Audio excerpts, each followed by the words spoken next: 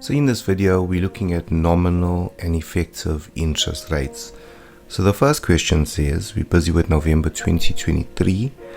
The nominal interest rate charged is 8% per annum, compounded monthly.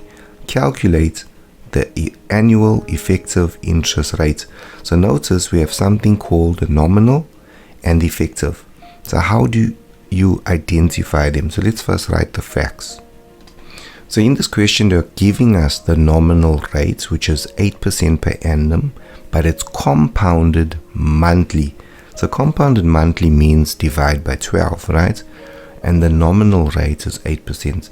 So you might wonder what's the difference here. The nominal rate is the rate that is charged, either monthly, daily, or whatever, the rate.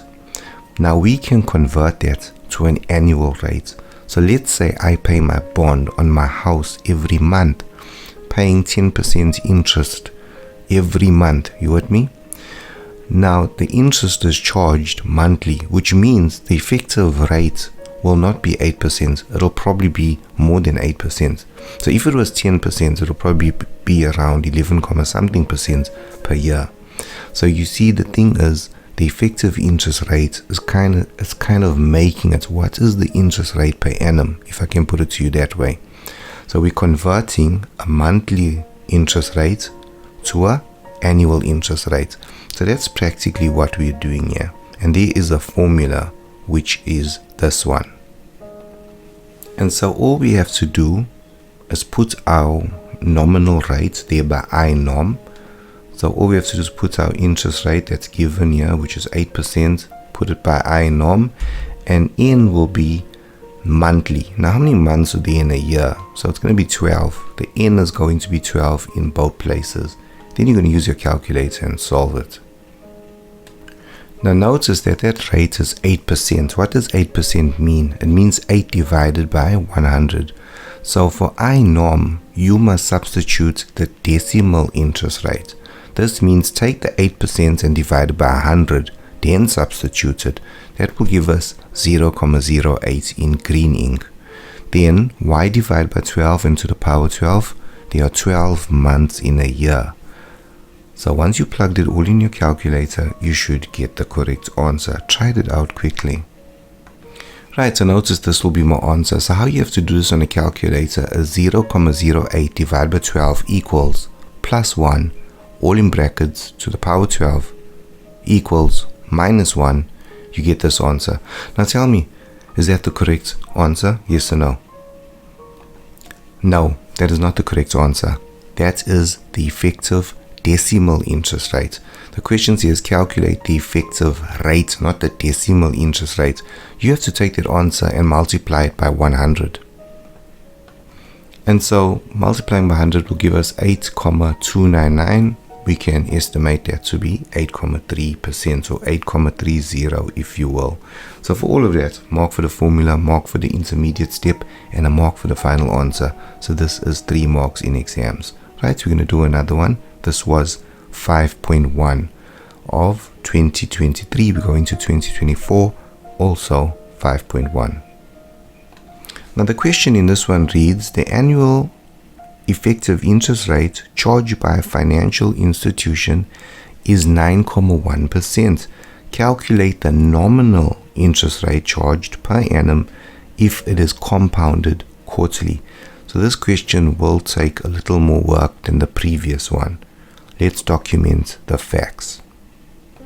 So here in this question, documented, we have the effective interest rate, which is 9.1. We're going to have to make that into a decimal interest rate. And notice we're going to have to calculate I norm.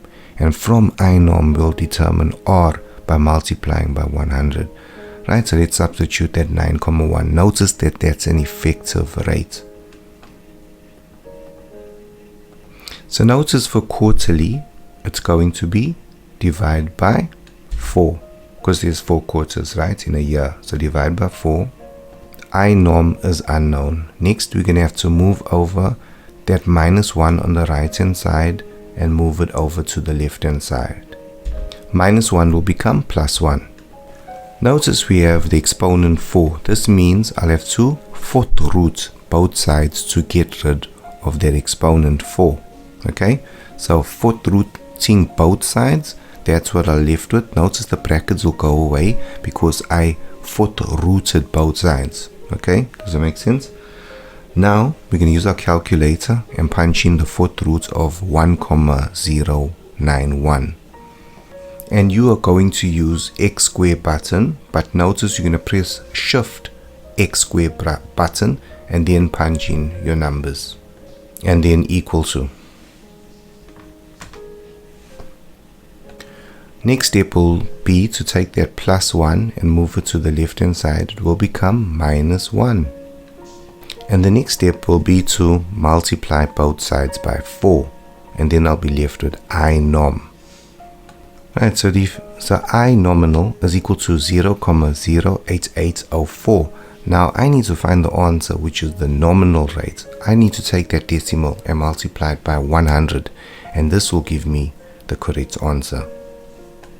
One thing we do notice in these questions is that the effective rate, right, which is the one on the left, so the effective rate here will always be higher than the nominal rate there. Okay, so the nominal rate is lower than the effective rate. So notice that the effective rate is higher. In this question, the effective rate was 9,1 quarterly. Notice here the nominal rate is 8,80. Do you see it? Right, in the next question, we're looking at population growth. We're staying in 2024 November, and the question reads this: a town's population increase at a compound rate of 3%. Now remember, even if they don't tell you compound, population growth is always compound. Okay, always compound for population growth. So a population increase from 50 at a compound rate of 3% per annum over a 5-year period. Determine the population of the town at the end of 5 years. This is very simple to do. All you have to do is use the compound interest formula. With compound interest formula, the n is on the outside of the bracket. All you have to do is remember that. Now they say they had 50,000 people. So 50,000 people is where the town started at. It's going to grow to reach a larger number. So remember, population growth. You have a principal amount of people, a starting amount. The population is going to go up after 5 years. It cannot go down. So this has to be where you're going to put the 50 for P. Now the interest rate there, they said is 3%. So that is 3 divided by 100. And the number of years is 5. Punch it into your calculator and you have the answer. For something like that, just 3 marks, which will take minutes. So notice, in just 5 years at a growth of 3%, you have 7,963 more people in this world. Okay, in this town. So you picture the world population growth, and that will be interesting to calculate, which is very accurate. Right, so this is population growth. We're going to go to the next question of 5.2 in the other paper. Right, so November 2023 reads 25,000 is invested at an interest rate of 9.6% per annum, compounded quarterly. Determine the value of the investments at the end of just 7 years. Right, 4 marks for this one. So compound interest formula, most definitely. It said compounded quarterly. This means divide by 4. So when I say divide by 4, I mean divide the I by 4, and also our years will be in. Notice that the question says 7 years, and the principal amount was 25,000 Rand. Do note that the exponent is 28. 7 times 4 is 28. So plug it in and hope to get the correct answer. Right, and that will be our answer. So don't forget, when something is compounded quarterly, it is divide by 4. When it's compounded monthly, divide by 12. Daily, 365. And then all you do, you put that number there. And then your years is year, which is the 7 in this case. The 7 is the n. And whatever you see in the denominator, so if it is quarterly as in this case, then you times it by 4. If it is monthly, divide by 12. Then you times it by 12. If it is daily, divide by 365. Then you times it by 365. Okay, it's simple like that. Now we have something called reducing balances. We're still busy in November 2023, question 5.3. And reducing balance, I'll just explain it very quickly. It's like, let's say I buy a car, and the car is going to depreciate in value, but compoundly it's going to depreciate in value. So let's say I bought a second-hand car for 100,000. I'm going to use the easy number. Now after 1 year, the car is no longer worth 100,000. It might be worth, let's say, 90,000. And after another year, it loses even more money. So now it's worth, let's say, 79,000. After another year, let's say it loses even more value. It's now 60,000. And after 10 years, not just a year later now, after 10 years, 10,000 Rand. This means it has a compounding decay. So there's a reducing balance. So this means the car is losing value in a graph-like manner. Do you agree the graph will look something like this? So this is what we call a reducing balance. So the car is getting devalued like that. It loses a little at first, slowly, and then it suddenly loses much more. So it's like compound interest in reverse, if I can put it to you that way. And then you have something called a linear decay, where the car will lose an equal amount every year. So the other one is called linear decay, where it loses the same amount every year. So 100, 90, 80, 70. The exact same amount is lost every year. How will that graph look until it gets right to 0? Do you see the difference? So one is compound, which is this one, compound in reverse, and the other one is linear in reverse. So notice this will look like the simple interest formula, and this one will look like the compound interest formula. So notice here we are doing and dealing with reducing balance, okay? Reducing balances. Now with these questions, they have so much wording, it can make you scared just looking at the question. As you can see, it says the temperature of a very hot metal rod is taken during a thermometer, using a thermometer that can only take readings up to 200 degrees Celsius. The temperature of the given metal rod is greater than 200 degrees at room temperature.